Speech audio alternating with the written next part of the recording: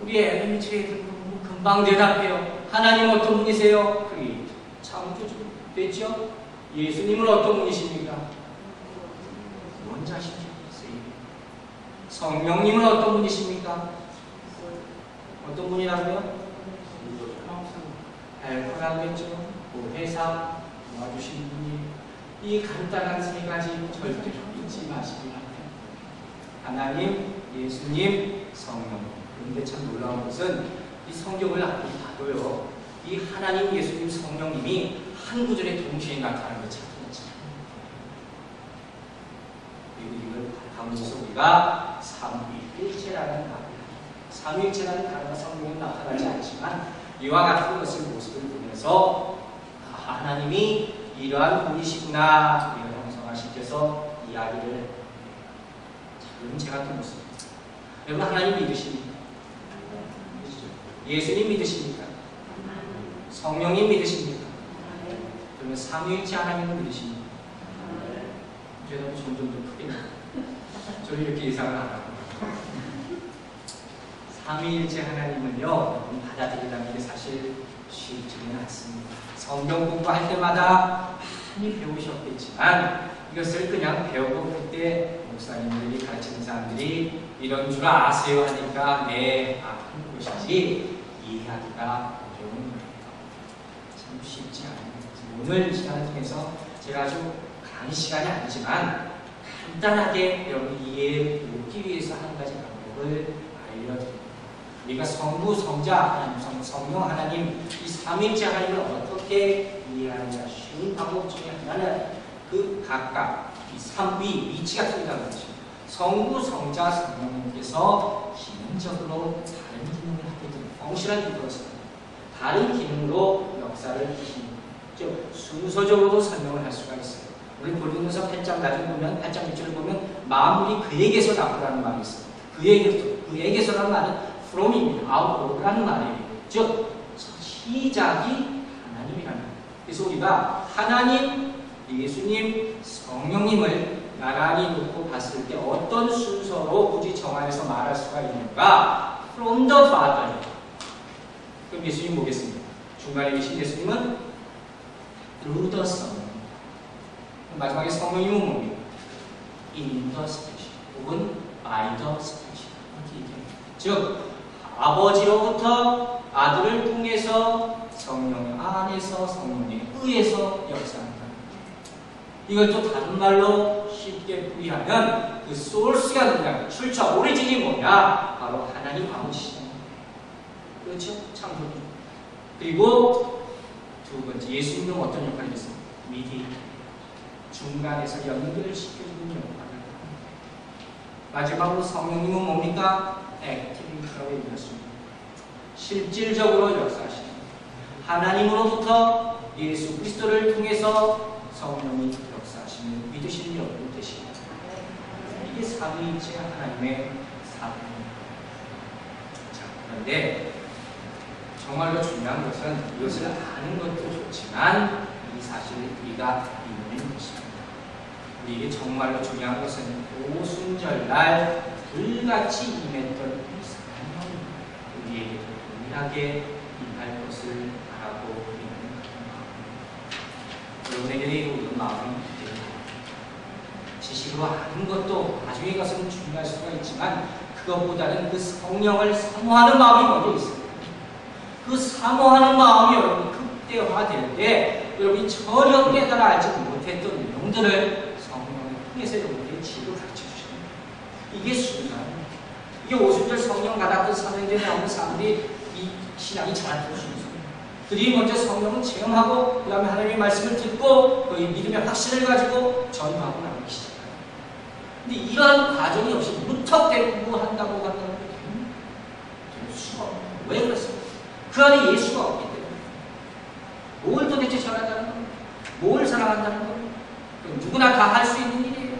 세상의 부재리가 얼마나 많습니까? 돈 얼마나 갖다 거기 부담되지 않습니까? 그러나 그들 가운데 변화가 일어나지 않는다면 무슨 의미가 있겠습니까? 예수를 믿는 사람의 목적은 그들을 도우면서 주의 말씀을 전하는 것이에요. 주의 사랑을 보이는 것이에요. 그래야지 우리가 살았듯이 그들도 살 수 있는 것입니다. 그것을 위해서는 반드시 성령의 역사가 필요하다. 왜? 그렇지 않으면요, 우리 나서 전할 때 자신이 없어요. 내가 전해도 이것이 과연 바른 말씀인지도 내가 깨달아내지 못할 뿐만 아니라 하나님의 영이 나와 함께 하셔서 내가 지금 담대하게 전하고 있는 것 확신도 갖지 못하고 하나님의 영이 역사하지 않을 때 그리고 절대로 변하지 않습니다. 그래서 하나님부터 예수 그리스도를 통해서 성령의 역사가 임해야지 비로소 그 열매가 맺을 수 있게 되는 것입니다. 자, 그렇다면 우리가 이제 다윗이 온 예수, 이 예수를 우리는 어떻게 봐야 하는 그런 문제가 남게 됩니다. 오늘 본문 36절, 사도행전 2장 36절 함께 읽겠습니다. 시작. 그런즉 이스라엘 온 집이 정령할지니 너희가 십자가에 못 박은 이 예수를 하나님이 주와 그리스도가 되게 하셨느니라. 아멘. 이 구절을 설명하기 위해서 제가 좀 긴 돌아갑니다. 이 오늘 이야기는 좀 듣기 어렵고 처음 들어본 이야기가 많을 수도 있습니다. 오늘 본문을 가만히 보면 그 다음에 나오는 이야기들로 보아서 초대교회가 시작이 임박했음을 충분히 증명할 수가 있습니다. 근데 여기서 우리가 한번 먼저 기억해야 될 사실이 하나 있습니다. 자, 교회의 시작은 언제라고 이야기했습니다. 구약시대에는 우리가 말하는 소위 말하는 광야교회라는 것이 있었다고 했습니다. 그게 교회의 시작이라고 보는 사람들이 있습니다. 그리고 신약시대에 들어와서 교회의 태동은 바로 우리가 계속 본 오순절 성령 강림 사건 이후에 생겨된 교회, 우리가 소위 말하는 초대교회라 이렇게 말하는 것이에요. 그렇게 우리가 알고 있는데 이 많은 사람들이 신약시대 처음 교회가 초대교회라고 이야기하고 생각하고 있는데 사실 그보다 먼저 즉 예수님 시대에 교회가 이미 시작되었다고 말할 수 있는 근거가 있다는 것입니다. 그럼 이게 무슨 소리냐? 자, 마태복음 16장 여러분 한번 기억해 보시기 바랍니다. 마태복음 16장을 보면 우리가 먼저 잘 아는 예수님과 베드로의 문답식 대화가 나옵니다. 그런데 이 마태복음 16장에서 예수님과 제자들이 이야기했던 배경을 잠깐 볼 필요가 있습니다. 이때가 어느 때냐면 예수님이 제자들을 데리고 어디로 지나가냐면 바로 가이사랴 빌립보라 하는 지역을 지나가고 있습니다.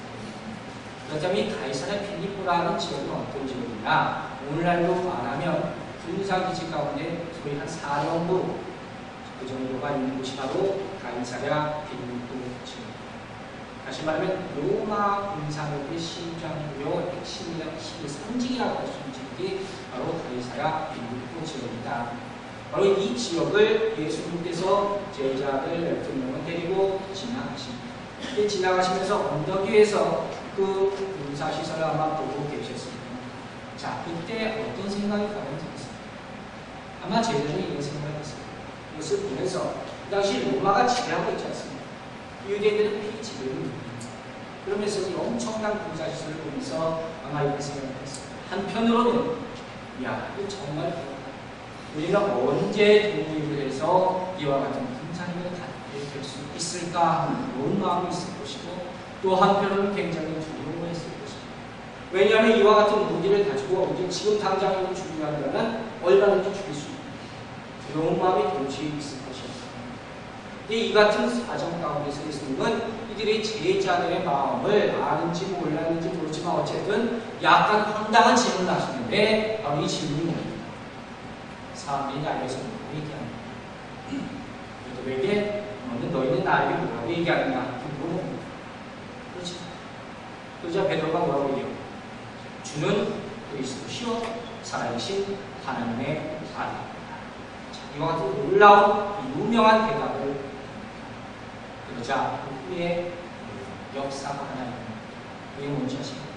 베드로가 이 대답을 한 후에 교회의 태동이 시작되는 예수님의 말씀입니다. 그 집교의 주님이 뭐라고 말씀하셨습니까? 베드로 칭찬한 후에 내가 이 반석 위에 내 교회를 세우리라 선포하십니다. 여러분 생각해 보십시오.